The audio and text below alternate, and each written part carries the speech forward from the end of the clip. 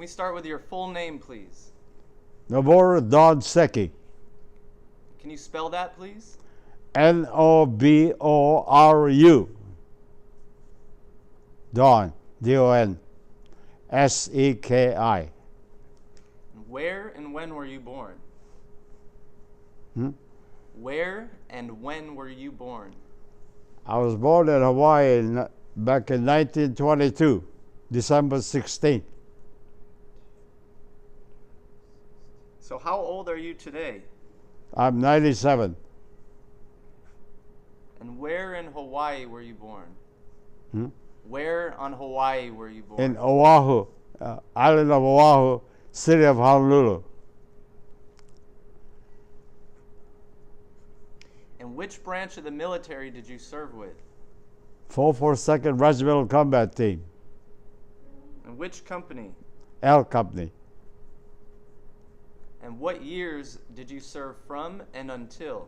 From 43 till 46 December. And what was the highest rank that you attained? Corporal.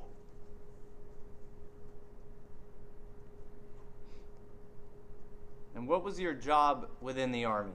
What was your position? Well, the last job was I was the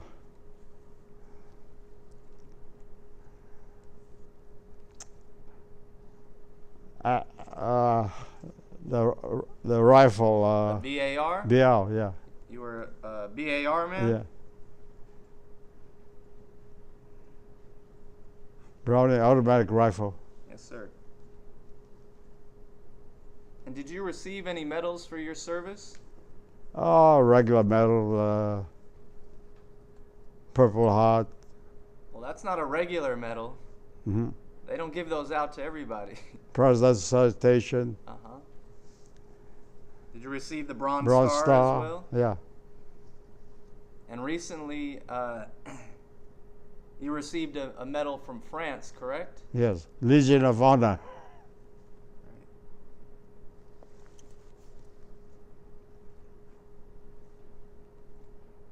Great. So can we talk about your childhood growing up in Hawaii and what that was like? Who were your parents? Yeah. My parents came to Hawaii, immigrants to Hawaii back in 1916 as a laborer working in a sugar plantation. Heavy, dirty work. Cut the cane. First they burn the foliage, then they cut the cane, they ship the cane to the mill, extract the juice, and then they cook it and become molasses. After they make the molasses, they ship them to the mainland, and the ship, Oakland area. They process make it white sugar out of the molasses. It's called C&H Sugar Company, California Hawaiian Sugar Company. I think they're still around today, maybe. Yeah. Yeah. And did you have any siblings? Do you have brothers and sisters? None. No brothers. No brothers, no sisters? No sisters, no. They're all gone. Because I was the youngest. But when you were growing up, you had brothers and sisters? Yeah. 3 brothers above me. Okay. But they were much older than you? Oh, yeah, a lot older. The one above me was 80 years apart. Oh, yeah? The one above was 19. So, what was your childhood like? What did you do for fun? Oh, mostly down the beach. Fishing, swimming. Did you surf?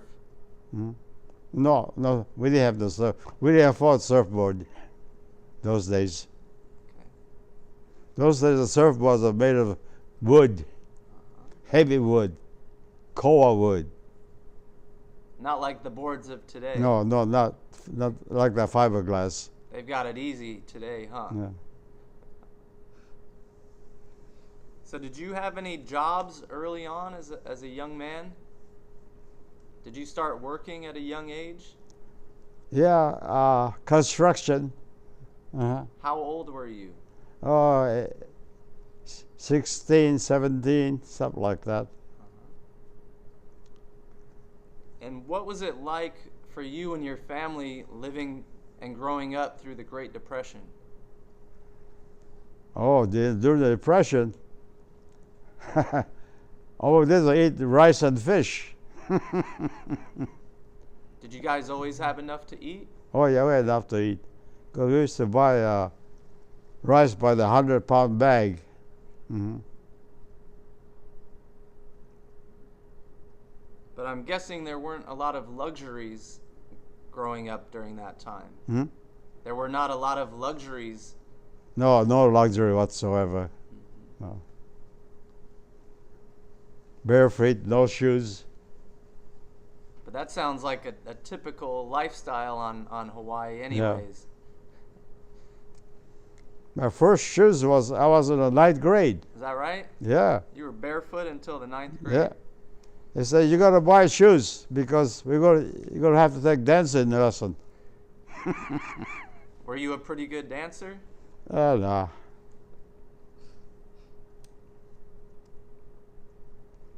And did you complete school? High school. You graduated high school? McKinley Junior High School. No, McKinley Senior High School. You said you started working construction, correct? Yes. What type of work did you do? A building barracks and warehouse and so forth, things like that, during the war. So this was after Pearl Harbor had been attacked? Yeah, right. Did you work before that? Or were you just attending school? No, school, yeah. Just focusing on school? Because when Pearl Harbor was attacked, I was 17 years old. Mm-hmm. And that was just about a week and a half before your birthday. Yeah, right. But you didn't have any jobs before then. What about friends? Did you have close friends growing up? Oh, various friends, you know. Just Yeah. the neighborhood gang? Yeah, neighborhood. Half a dozen guys. I hung around. One day, so I live in the valley, real brush area. There's a road. At the end of the road, there's a lover's lane, you know. So we go up there. It's in a hill like that. It rolls down here. One night, half a dozen of us guys, my neighbor guy, and about 5 other guys, were waiting for a lover come by, you know. Oh boy, there's a station wagon came by. And we was watching them. They're making love. Then my neighbor fellow, his mother was making love with a man. Uh-oh. Wow, boy, he saw that, he just took off. Mother's falling around. It wasn't his dad that she Yeah. was with, huh? Was that the last time you guys went there? Yeah. Oh, boy.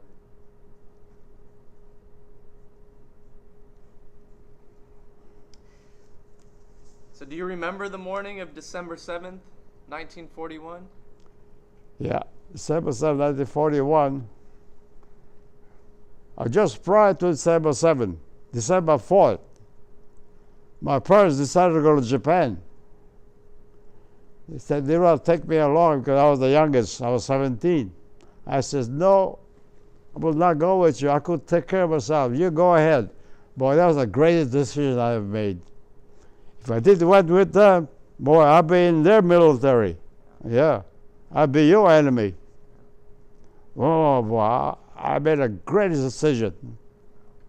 17. But you had no idea obviously at the time, Yeah. that decision would Right. change the course of your life. Yeah. Then December 7th, hell broke loose. So that was only 3 days before. Yeah. And why right. did your parents leave back for Japan? Do you know? For good. They're pretty old, you know. They worked in a sugar plantation, hard work. Sort of go home and vacation like. Yeah. So they were retired. Yeah, retired. Okay. So you're left in Hawaii by yourself. Your parents. Yeah, I had brothers, but I never got along with my brothers because one of Bobby was 8 years and one of the oldest was 19. So we never got to play each other or get together Yeah. as much. They were much older than Yeah. you were. So you said all hell broke loose.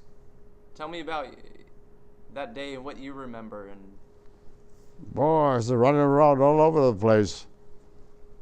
FBI, CIC, checking up in every home. So I didn't have a place to stay, so I joined the Corps of Engineers. The best thing I ever did, because I had a place to stay, place to eat. I worked with the Corps of Engineers, construction workers, all along the north shore of Oahu.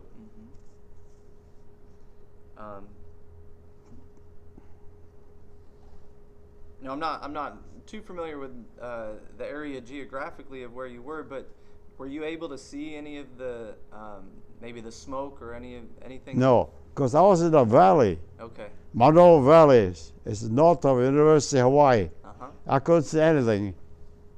But what was the news? What did you We overheard by the radio that Pearl Harbor was attacked. Uh-huh. Did they say by who? Hmm? Did they say who? Oh yeah, Japanese attacked.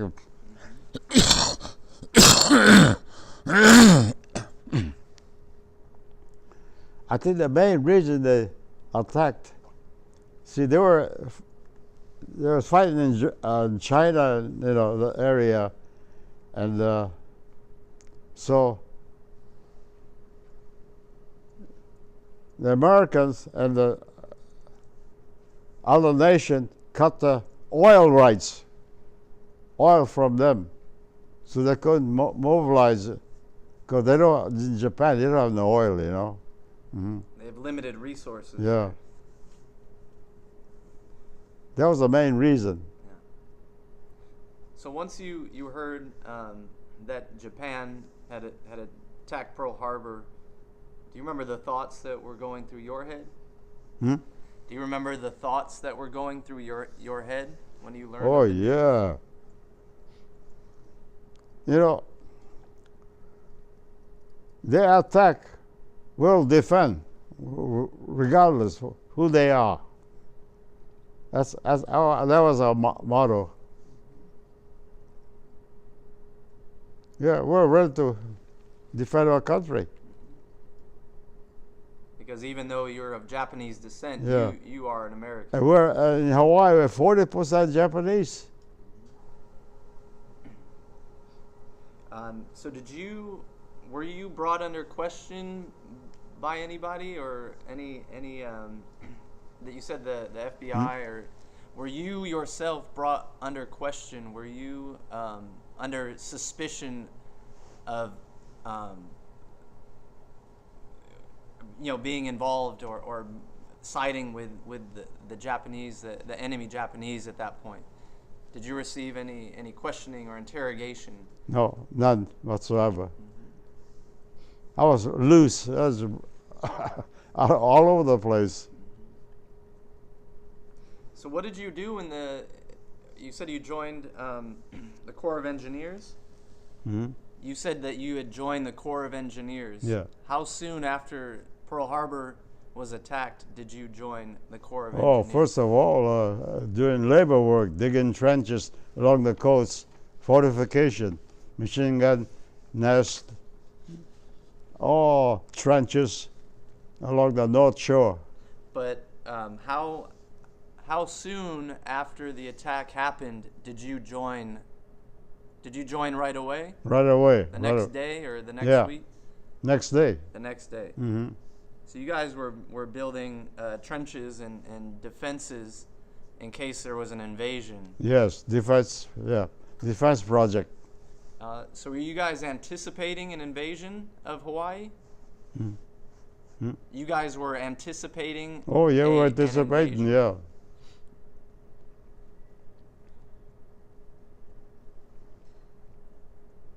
And can you talk about the work that you were doing? It was pretty hard manual labor, I would assume. Hmm. Yeah, manual labor, digging trenches, defensive, defensive position. Hmm. And did you think about your parents at that point? They had just left for Japan 3 days sooner. Oh no, I never thought of that. I see you later. That's it. Okay. Hmm. And did you eventually reunite with them? Yes, I took a civil service job after I got discharged. December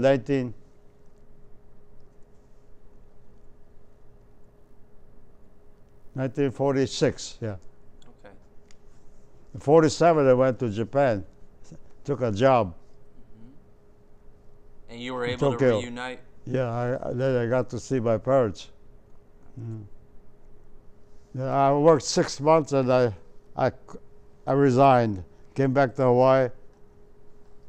47, came to the mainland. That was a good decision I made. I went to the mainland in Long Beach, California, where there was a VA hospital there, close by. Oh, yeah. Then I got married over there and built a house.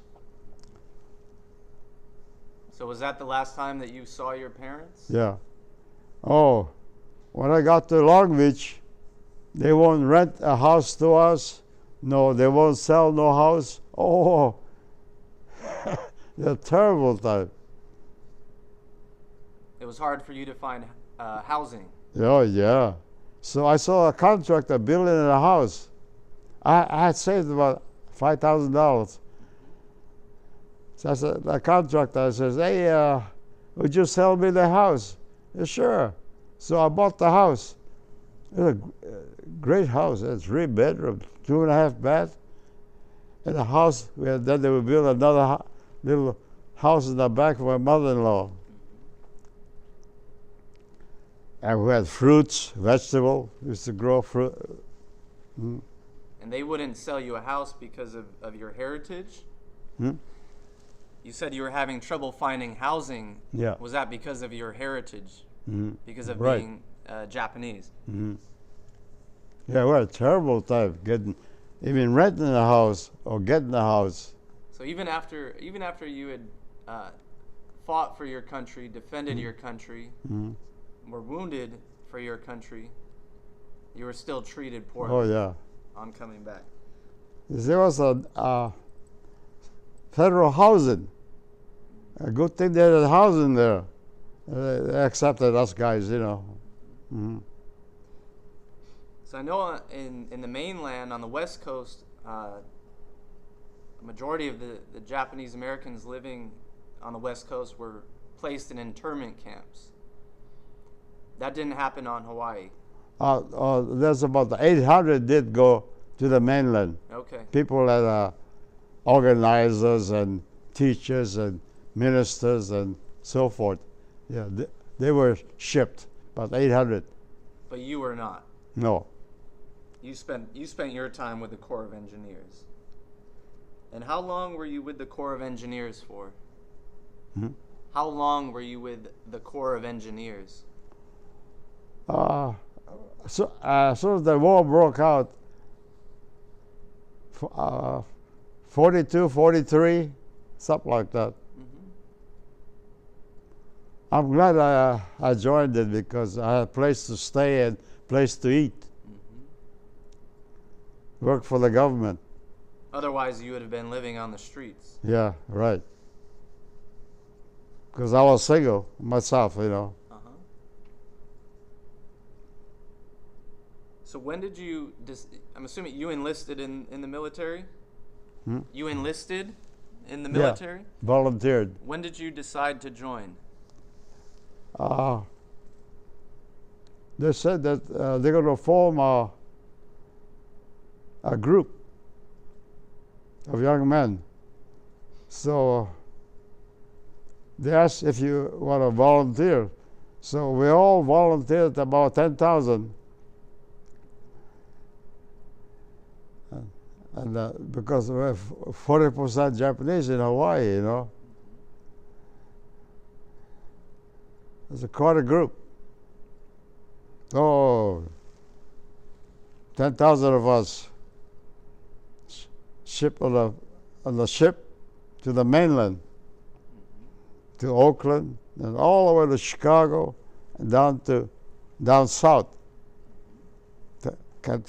Tennessee, Kentucky, down to Mississippi.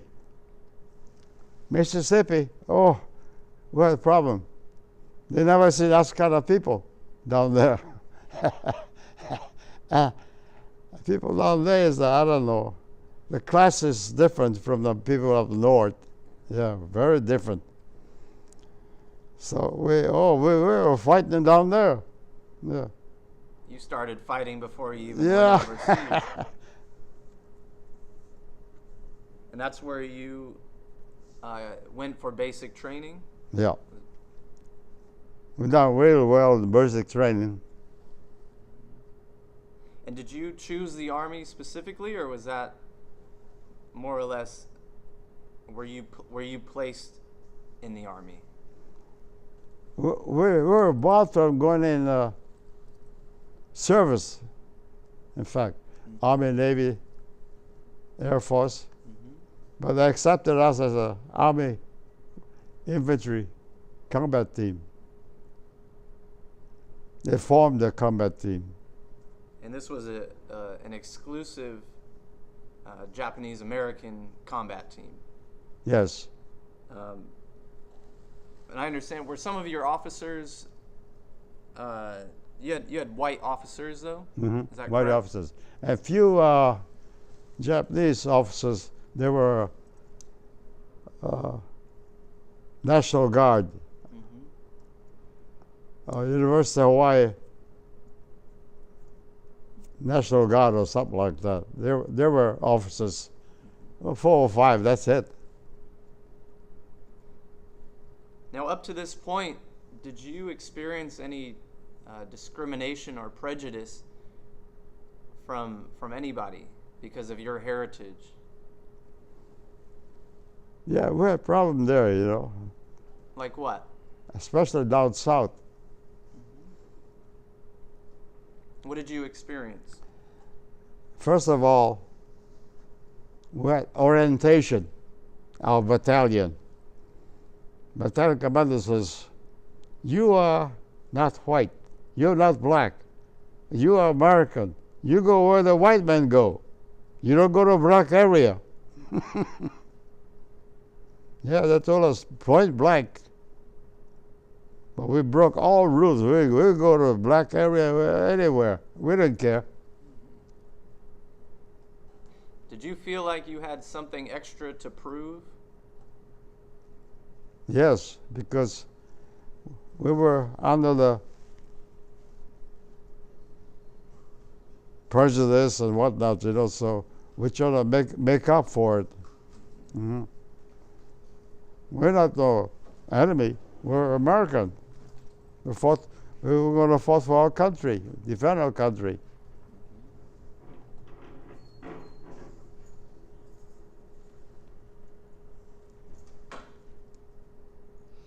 So can you tell me a little bit about your experience during basic training?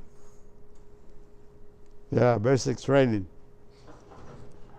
Oh, it was tough over there in Mississippi. Hot, muggy, snakes. We're afraid of snakes more than anything else. Oh, hot, muggy. More, you know, after the training, come back about 5 o'clock, take a shower, have dinner. Well, you flop. You're dead. You gone to the world. You're all tired out. Yeah. But we're in good shape, though. And is that where the 442nd was formed? Hmm? Is that where the 442nd was formed? No, it's a farm in Hawaii, originally. Hmm.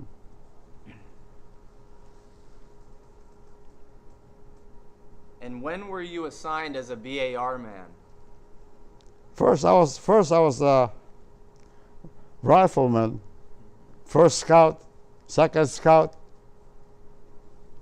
then BAR man. It's that thing weighed 19 pounds. Fully loaded. Yeah. Did you receive training on that rifle in Oh Mississippi? yeah. We have to break it down. At nighttime, we have to break it down. 'Cause you had to be able to do it without being able to see. Yeah. In case that happened. Right at night.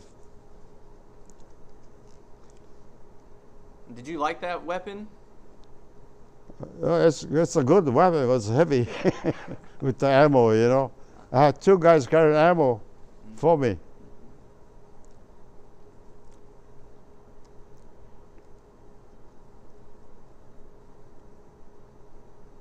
And the motto for your unit is "Go for broke." Yeah.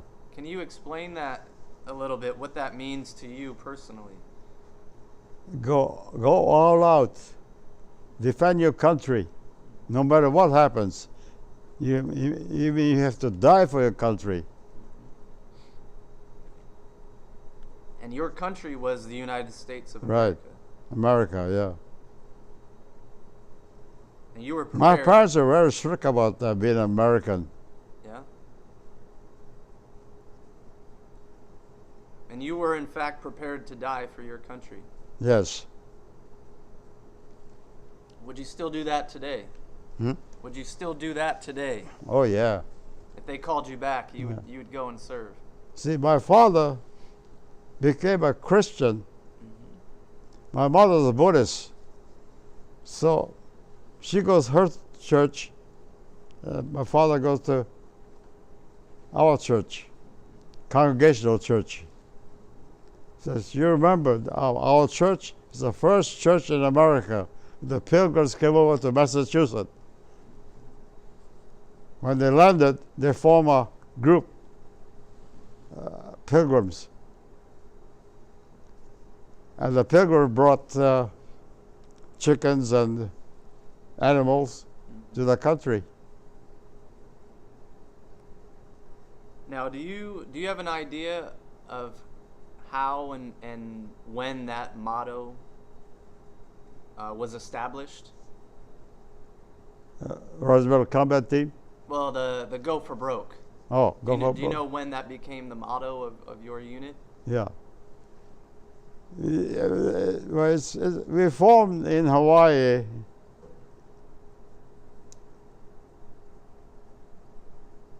Then when we volunteered as a group, we took an oath as a group.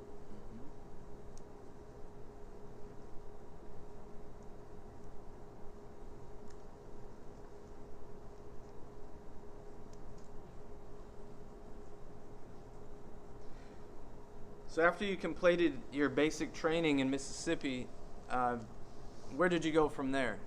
From there, all across to Atlantic Coast, a place called Newport News, Virginia. That's where the embarkation port. From Newport News all the way across the Atlantic, North Africa, into Italy. Where we went, it was Italy. Rome was already secured. So we were sent just north of Rome, a place called Civitavecchia. It's a port town. From there, we went all the way up to Florence, Italy. We got the Germans running. Then we got to Florence, Italy. Florence, Italy is a city of statues, Michelangelo statues, museum. So they never touched that area. They never bombarded the area.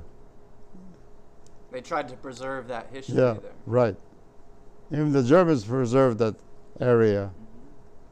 So we were just south of that. There's a river. And south of that, we had a break.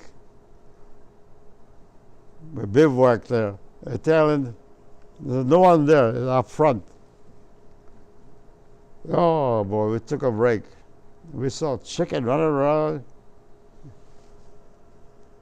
onions hanging under the roof, tomatoes, squash. So we got the whole of the chickens. Oh man, we've been eating ration, K ration every daily, you know. So we made soup. Oh, chicken soup. We use bouillon cubes for the flavoring from the C ration. Oh, it was delicious. You guys ate pretty well that day. Yeah. Then about a few hundred yards the coast of Mediterranean. We want to eat fish. Hey, how are we going to catch fish? We got no reel, no pole, no nothing. And I have an idea. In the olden days, the Japanese first generation, they used to use dynamite. They light the dynamite, throw it in, concussion, bring the fish up. That gave me the idea. Oh. So we got to Italy, Florence. The seacoast there, same idea. So a bunch of us guys got grenade. So we hit 1, 2, 3, threw the grenade. The grenade exploded in 5 seconds. So 1, 2, 3, everybody threw. Same purpose, you got the fish. They cook it in the Italian kitchen. Italians, there is a war front, so nobody in the kitchen. We use their kitchen. You guys ate pretty well for those few Yeah. days. No matter where you went in Italy, the Germans, you know, oh, they were terrible. They took everything from them, you know. Yeah. All the resources and Yeah. supplies. Yes. Tedeschi. To via. They took everything away. Food stuff, you know, jewelry, whatever. Do you remember your first day in combat? Yeah, the first day. Oh, a terrible time. We're kind of disorganized, you know. First day, first night we had a terrible time. The first night, oh man. Our platoon leader, white guy from Wisconsin, he got shot dead. So we had one of the sergeant took over. Then we're pretty good. A bunch of guys, you know, we fought together. Bar none, you know. Yeah. Fought for our country, fought for our parents, fought for our country, defend our country. So we're all the way up to Florence. We got the Germans running. Did they put up heavy resistance? Oh yeah. And what type of fire were you guys taking on? And they had powerful guns and ammo, you know. Oh, they were fast firing. Roop, roop, roop. I was tack, tack, tack, tack, tack, tack. They could get off a lot more Kind of rounds. demoralizing, you know. Sure. They could shoot a lot more rounds off per second per minute than than Yeah. your guns could, correct? It's the only thing we had good. We had a M1 rifle, Garand M1 rifle. That was a good rifle. Mm-hmm. Mm-hmm. And what type of terrain were you fighting on? Hmm? What type of terrain were you Oh, fighting? terrain, hills and mountain. Was it a lot of open areas? Yeah, no, mostly, yeah, open. Especially Italy. Italy was a very mountainous, you know. Mm-hmm. So where would you find cover? Hmm? Where would you find cover? Cover. Places to hide and Oh yeah, behind the trees, or you know. We dig our own foxhole. And you said you chased the Germans all the way to Florence? Yeah. And what happened when you arrived in Florence? We arrived in Florence. We took over that town of Florence, just south of Florence, a place called Vada, V-A-D-A. It's a farm country. So we bivouacked there. We settled down, and that's where we had a break. There we made our own soup and food stuff from the Italian kitchen. Had you had any close calls up to that point? Oh yeah, yeah. Yeah, we had not too much close call because we were getting the Germans running. Mm-hmm. See, we got them running, but one thing we got to be careful because you could be pincered. They'll surround you, you know. So the flank gotta watch for that, so you don't get surrounded. Mm-hmm. So you all push together. The whole line all at once. Yeah.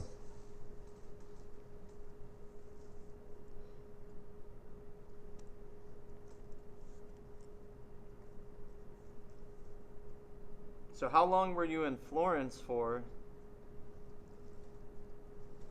Oh, about 3 weeks. Said, okay, man, we're gonna shove out. So we packed, we shove out. So we went to a place called Leghorn. It's a port town. Before we got to Leghorn, okay, man, hold on, take a break. The Fifth Army, all the guns went into Leghorn. They devastated that town, flattened when we went there after they bombarded it. Poor Italians, no place to go. All the houses are demolished. So all the civilians were, Yeah, they had no place to go? no. And did you spend much more time there? Hmm? Did you guys spend much more time there? Pardon me? Did you guys spend a fair amount of time in Leghorn? How long was it until you moved out? Yeah, we had no contact because it's a war front, you know. We don't have too much civilians around, hardly any. How long did you spend there? About 3 weeks. Mm-hmm.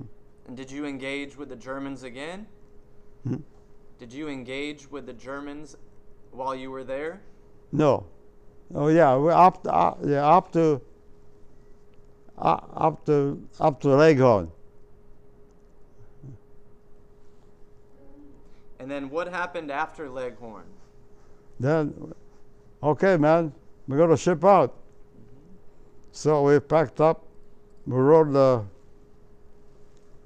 little infantry ships, you know. I don't know what they call them. Took us to Marseille, France. About 6 hours ride. We got to Marseille. So we got off the ship. Then we went to a place called Vic. I forgot the name. Vic or something like that. And we camped out there. It was October. It was cold, rainy, slushy, muddy. Oh, terrible. And this is 44, October of 1944? Yeah. And where were you sleeping? Hmm? Where were you sleeping at night? Oh, put a pop. Little pup tent? Yeah. You have to put pop tent. You have to put dirt around the tent so that we don't have the water come in. It was muddy, So you're cold. sleeping on the ground. Yeah. All we had was one half of a blanket.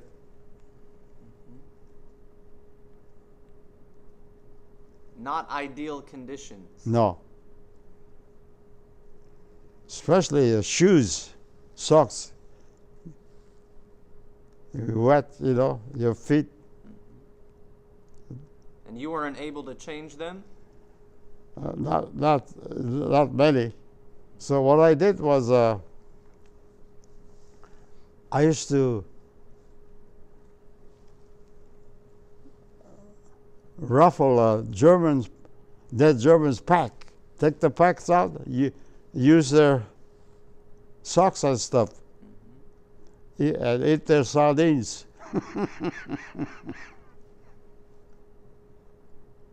So you'd find supplies wherever you could. Yeah.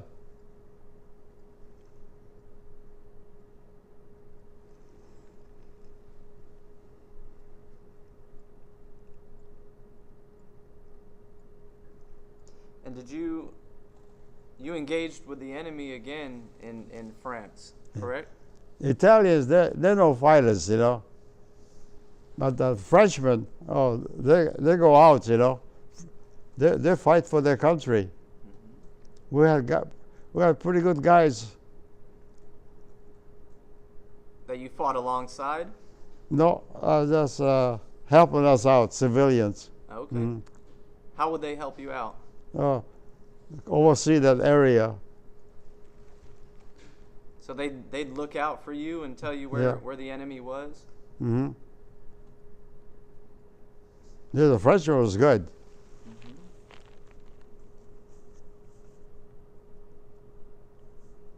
Can you talk to me about what it was like fighting the German army and what type of resistance and what type of fighters they were? Oh yeah. Oh, they were something else, the Germans, because they had the weapon, first of all. Oh, their weapon, the fire is so fast, kind of demoralizing, brack, brack, brack, brack, brack. I was going tack, tack, tack, tack, tack, Mm-hmm. But their rifle is so fast that it heats up, They have to either change the barrel. So that slows them down a little bit. Yeah. And would you guys take advantage of those moments where they're changing equipment? Oh yeah. And what would you do? We try to keep them running. Yeah. So they don't set up a defense. That's the main thing. Mm.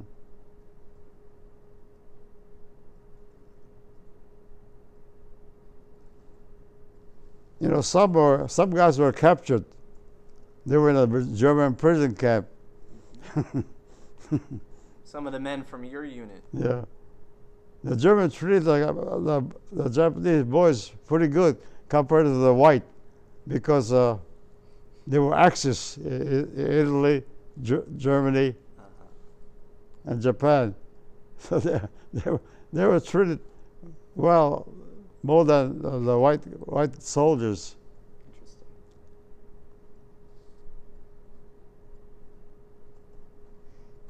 And did you ever have any close contact with any of the German soldiers? No, never. It's always at a distance. We had one French boy.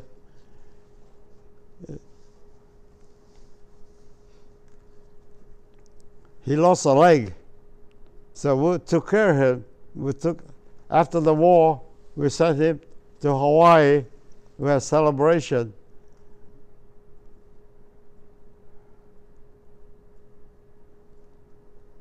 Yeah, this French boy, yeah, he was pretty good.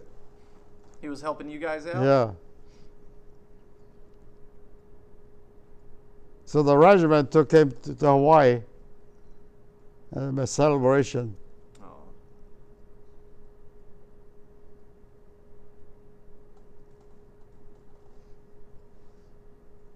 So, can you tell me about your experiences and the event with the Lost Battalion and your involvement with that? Yeah. Oh, first of all, the weather. Oh, rainy, muddy. And the Germans were up in the hill, we're down below. They had all the advantage over us. So we had to creep and crawl in the mud behind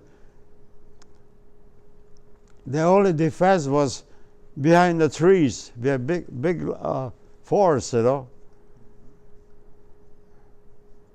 So we had to go up the hill.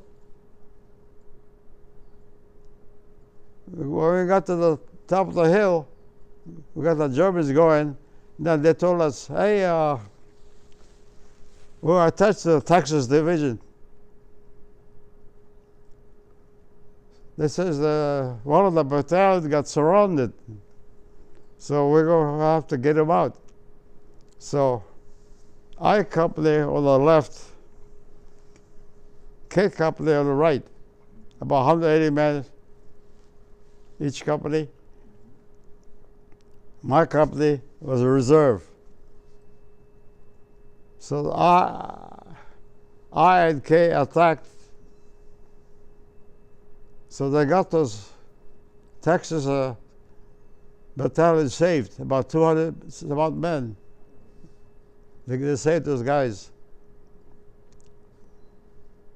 Oh, they came out running. Oh, they hug us, you know.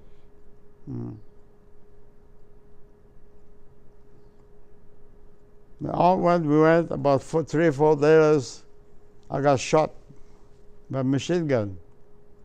That was a few days after Yeah. the rescue. Let's go, B. Fontaine. Correct me if I'm wrong, but I understand that I Company and K Company, they lost a lot of men saving. Yeah, they lost a lot of men, yeah. Now, I understand I Company may only had, they may have only had about 7 or 8 men survive. K Company about 17 men or something like that. So there were probably more men lost from your unit trying to save the other battalion. Is that correct? So we had to do the mop-up. We were reserve.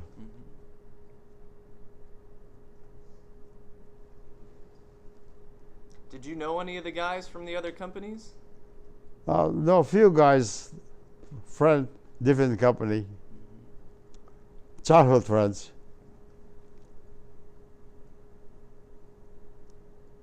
And did you learn of the heavy losses that were? Did you learn of the heavy losses that were taken there? Were you aware of how many men were lost during that engagement? Yeah, we heard that we lost a lot of men. Do you remember how you felt when you learned that? Yeah, I felt pretty bad, you know, because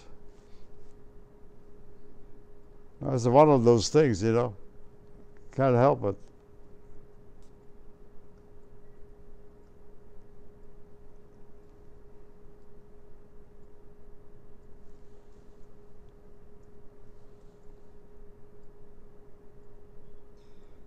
Now, I was listening to another interview that you had given, and at one point you said that your rifle had been struck by a bullet. Is that correct? Or your rifle had been damaged? The BAR that you were carrying? No. That's incorrect? Mm-mm. Okay.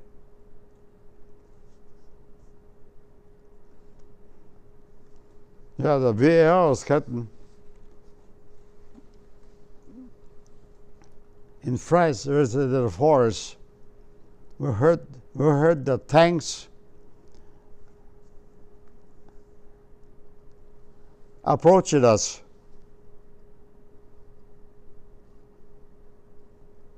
So we're just it's a brush area. We can't see the tanks. So they saw us and they were firing on us. Somehow they got the tank dislodged. Then we got stopped the tank. Got all their equipment, trucks and whatnot.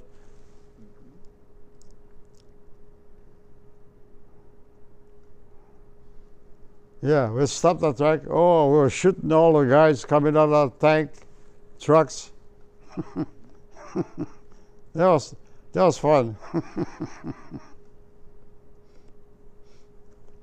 We had advantage then. And this was a few days before you got wounded? Yeah.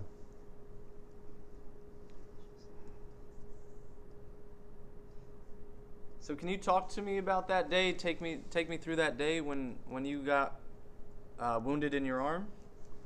That was at night, so. That was at nighttime. Yeah. So what had happened? I don't know. Just machine gun got me. So were you out patrolling? Yeah. We were defensive. But you were out of your foxhole. Yeah, I got. And I understand the Germans would have 2 machine guns. Yeah. One at a higher elevation with tracers. Yeah. And then they had another one. No, without the tracer. Yeah, about 3 feet high. Mm-hmm. And another thing that was devastating was mine. Landmines. Yeah. It's not landmine. They call it a box mine. Okay. It's made of wood.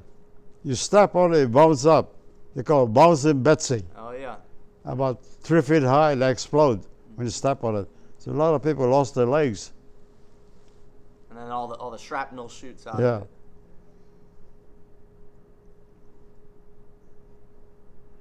So where were you when you got shot? Were you in the mountains still? Oh, in a mountain, high up in the mountain, it was real rainy, slushy, cold. Were you by yourself? No, yeah, a million around.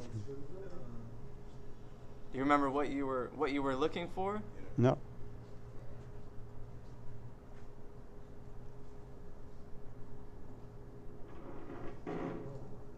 And then all of a sudden, the machine gun fire opened up. mm-hmm. Oh yeah. It came from nowhere, the machine gun. So they must have seen you or heard you. Yeah, the medics took care of me, put a tourniquet on, sent me to the field hospital.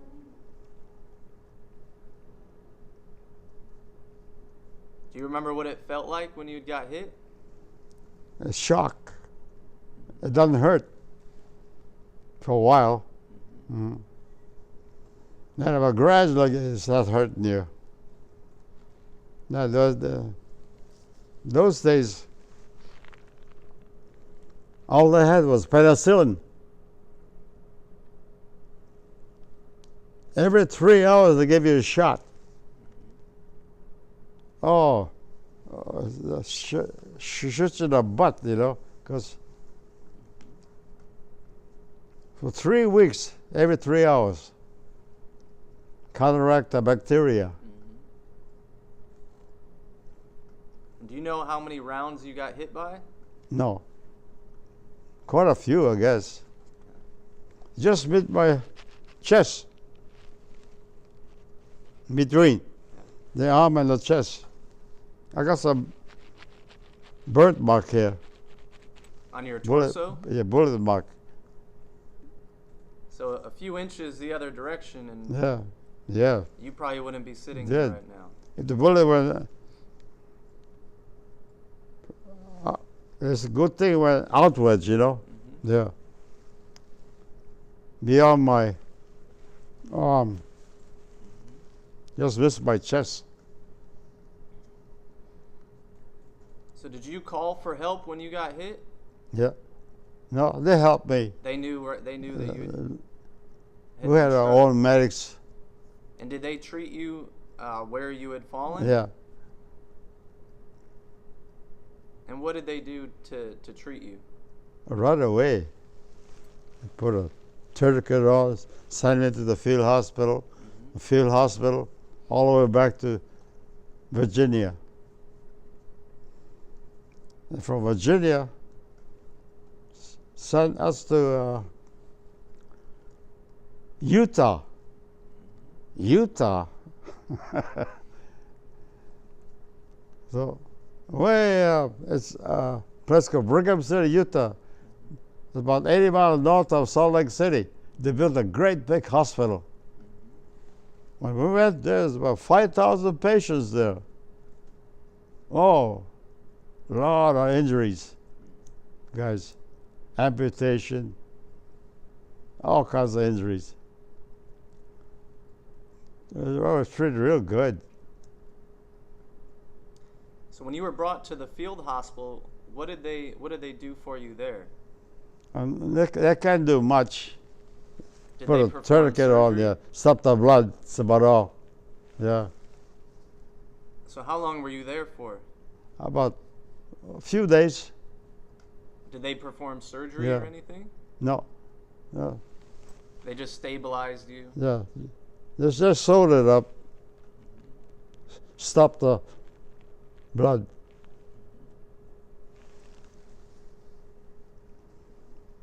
And unfortunately, they were not able to save your arm. No. Yeah. It was all shattered. Yeah. Gone. So when was it amputated? Was it that shortly after you were wounded? Yeah, right then. Just skin left. Okay. Mm.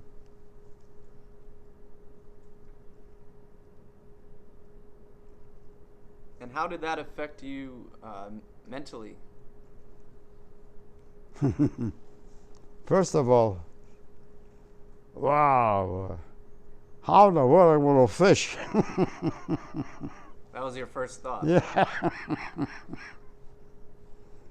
One arm, you know. Well, and then they fit me with a prosthesis, artificial arm. Mm-hmm. Then I fish. Clamp the pole with the artificial arm. Then So you weren't gonna let it slow you down. Hmm? You weren't gonna let it slow you down no, or prevent you from doing what you love to do. yeah, I fished a lot. That's my therapy.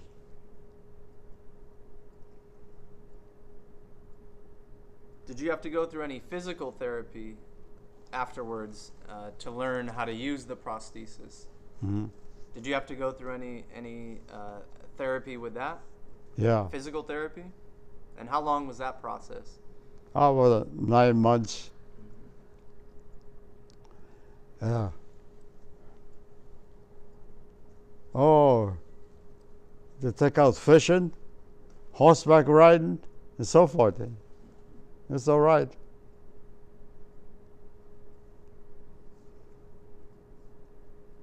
They had good care at the hospital. Each ward had a lieutenant, took care. Women lieutenant.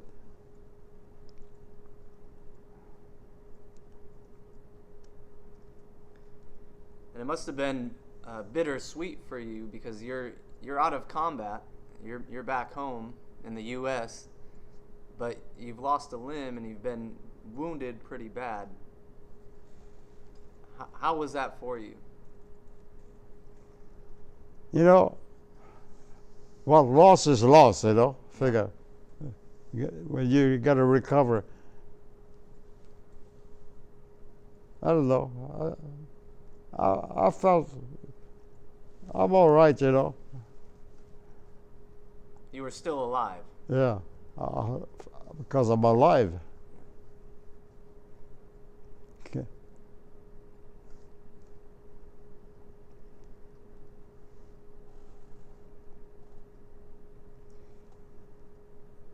And did you lose any close friends overseas? Hmm? Did you lose any close friends overseas? Were any of your Oh close yeah. friends killed? Hmm. One close friend I lost.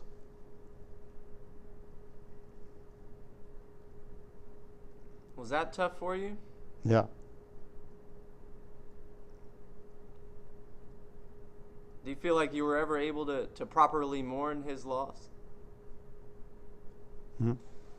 Do you feel like you were ever able to properly mourn his loss, losing a friend like that? Yeah. You know, you out there, you want to save your own life and save your friend's life.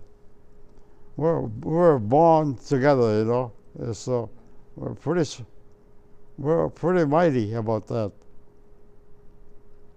We took care of each other. Mm-hmm. You guys are like a family. Yeah. You're probably closer with them than you were with your brothers.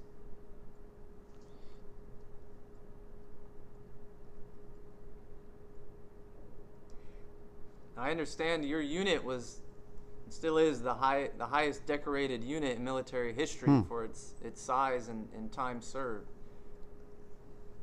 How do you feel about that? No, nothing. Feel proud? As a group. Yeah. Mm.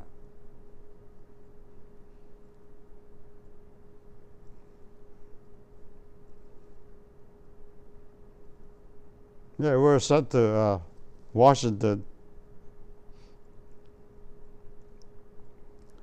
We didn't get to see the president, but they sent the chief of staff. Well, interview with the chief of staff. And this was in recent history? Right, yeah, right after the war. It took us to Washington, D.C. Okay. To honor the actions of your unit? Yeah. How did that feel? Yeah, felt pretty good, yeah. To be recognized? Yeah.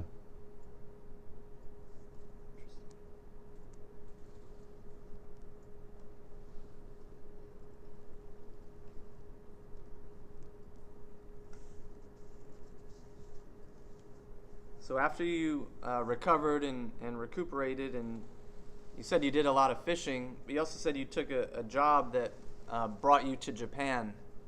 Mm-hmm. So you were able to reunite with your parents. Yeah. Just as an interpreter. Mm-hmm. Just to see my parents, I got the job. That was the whole point of Yeah. Okay. So I stayed there about 9 months and I resigned. Mm-hmm. And what did you do from there? Then from Japan, I came back to Hawaii, then to the mainland, to Long Beach, California. And that's where you purchased the home from the... because there was a VA hospital right there nearby. Uh-huh. Mm-hmm. And what did you end up doing for work? I was on aboard the ship. Which ship? Naval ship.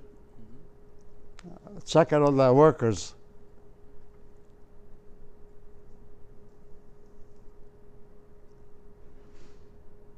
So you were a foreman? Hmm? You were a foreman? Hmm? You were a foreman? You were overseeing the work of others? Yeah. Approach eight individual guys, see what they're doing, working, according to the finance. And how long did you do that for? Oh, not too long, couple of years.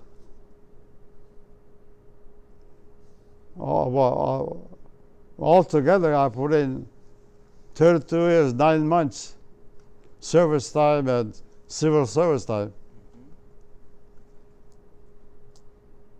So I done pretty well. It's quite a career. Yeah. And as we mentioned before, you recently received the French Legion of Honor. And you guys also, your unit and yourself, you received the Congressional Gold Medal, correct? Mm-hmm. And did you go to Washington, D.C. Yes. to receive that? Right. And what was that experience like for you? Mm-hmm. How was that experience? Felt pretty good. Yeah. That was recently? It's an honor. Was that recent? Mm-hmm. How many years ago? Many years ago.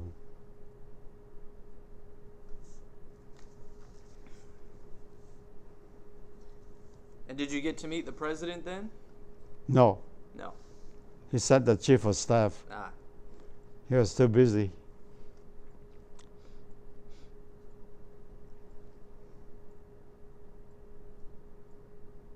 Have you been back to Washington, D.C. in recent years? No. When was the last time you were there? I think we went on a travel. Did go to Washington, D.C. When was that?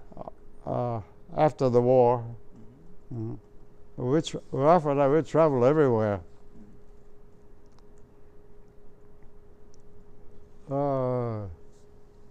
Scandinavia country. I love Scandinavians. Norway, Finland.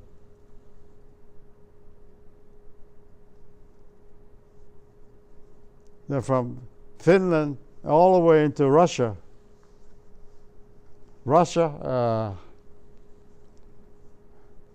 Go in a hotel. Oh, the food was terrible.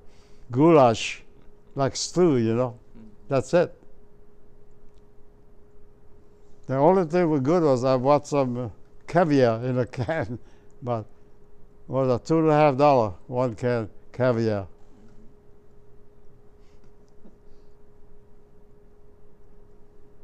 Now, after losing your arm at such a young age, did you experience any obstacles throughout the rest of your life because of that? Yeah, mentally, yeah. How so? Yeah. Forget about the war. Forget about the lost arm, you know. You got to keep going. Live a good life. Was it hard for you to adjust back to civilian life? Yeah, it's pretty tough, you know, to become a civilian, yeah. What were some of the obstacles that you experienced? Gee, how I'm going to make a living, you know. So, but I had a pension, so it wasn't too bad. Disability pension.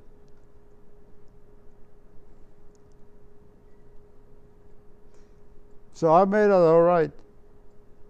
Did you ever, or do you still ever experience nightmares or flashbacks from your combat experience? No. I never had no nightmare or anything like that.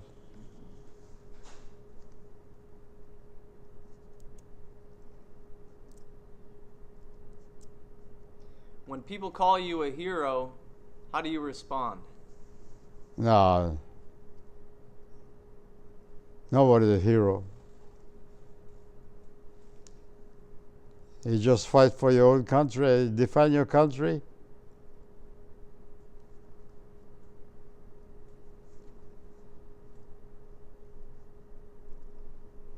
If you could say something to the men that never made it back home, what would you say to them? Especially for the young people, you know. You live in the greatest country and nowhere else. So you're American. You be American. You good Americans, if you have to, if you go in service, you defend your country. Because there's no place like America.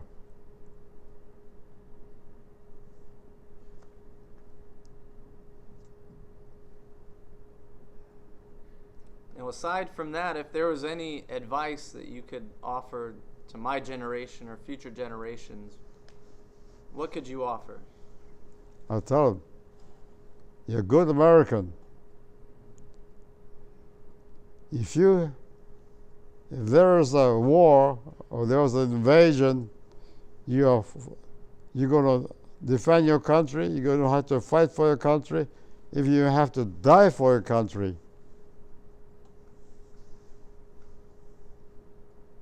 that's how our parents taught us.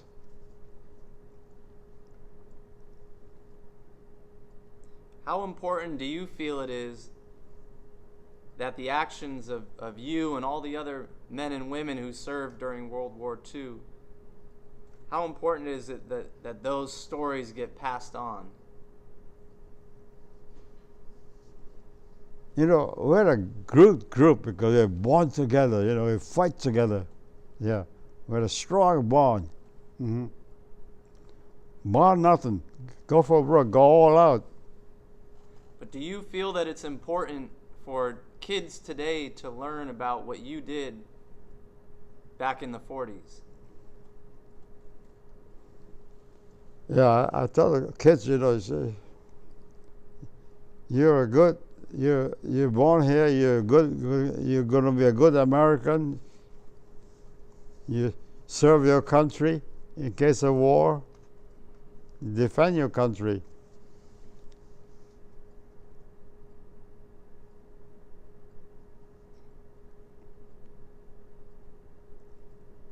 Now, is there anything else that you'd like to share before we conclude? One kid can look up to me like this. What happened? Dog bit me. Bit my arm off. He asked you what happened to your arm, and you told him a dog bit it off? Yeah. No use explaining about war, you know, kid. Well, I want to thank you very much for sitting down and sharing your experiences with me, and thank you very much for your service, sir. Okay. 442nd Infantry, with the voice of Hawaii lay, we're fighting for you for the USA. We're going to the front and back to Honolulu, fighting for their Uncle Sam. Go for broke, we don't give a damn. Let them come and run at the point of a gun, for victory must be won. Ti-hi-li-li, ti-hi-li-li, ti-hi-li-li, ti-hi-li-li, ti-hi-li-li-li, li-li-li-li. Democracy and freedom, that's what we're fighting for. Oh. Peace on earth and goodwill, that's what we're fighting for. Oh. We are the AJAs from a fighting for victory. So let us all go for broke.